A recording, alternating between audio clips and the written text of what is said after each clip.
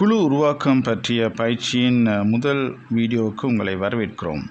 இந்த பயிற்சி dream save ஆப்பில் ஒரு புதிய குழுவை உருவாக்குவதற்கான ஒவ்வொரு படியையும் உங்களுக்கு காண்பிக்கும்.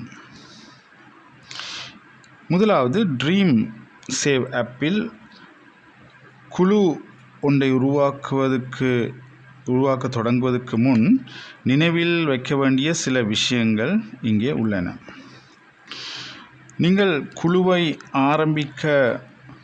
ஆரம்பித்து இடையில் அந்த நேரம் முடிந்துவிட்டால் நீங்கள் கவலைப்பட வேண்டிய அவசியமில்லை. ஏனென்றால் நீங்கள் செய்த எல்லா வேலைகளும் அங்கே சேமிக்கப்படும். பிறகு நீங்கள் திரும்பவும் அதனை தொடர முடியும்.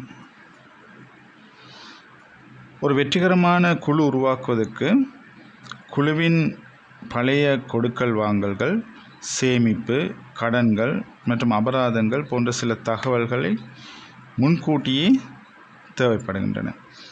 இந்த தேவையான தகவல்களை சேகரிக்க உங்களுக்கு உதவ ட்ரீம் ஸ்டார்ட் லேப்ஸ் சில படிவங்களை உருவாக்கியுள்ளது. எங்கள் உதவி பிரதிநிதிகள் ஒருவரிடம் நீங்கள் இதை பற்றி பேசலாம். சேகரிக்க வேண்டிய மற்றொரு முக்கியமான தகவல் குழு உறுப்பினரின் இலக்கு ஆகும். இந்த தகவல்கள் அனைத்தையும் சேகரிக்க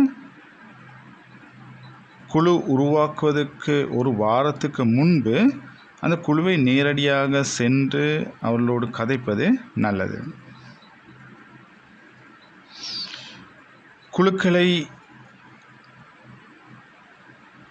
ஒரு சுற்றின் நடுவிலோ அல்லது ஒரு சுற்றின் தொடக்கத்திலேயோ உருவாக்க முடியும். சேமிப்பு குழு எந்த நிலையில் இருந்தாலும் அதை ட்ரீம் சேவ் ஆப்பில் உருவாக்க முடியும்.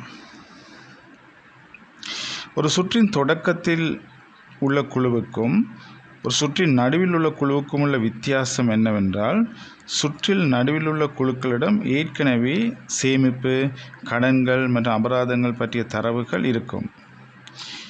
இது அந்த குழுவை உருவாக்க எளிதாக்கும். என்றாலும் கொஞ்சம் நேரம் இதற்கு செலவாகும். ட்ரீம் சேவ் ஆப்பில் நீங்கள் 2 வகையான குழுக்களை உருவாக்கலாம். ஒன்று உண்மையான குழு, ரியல் குரூப்னு சொல்லுவோம். மற்றது எடுத்துக்காட்டு குழு, ப்ராக்டிஸ் குரூப்னு சொல்லுவோம்.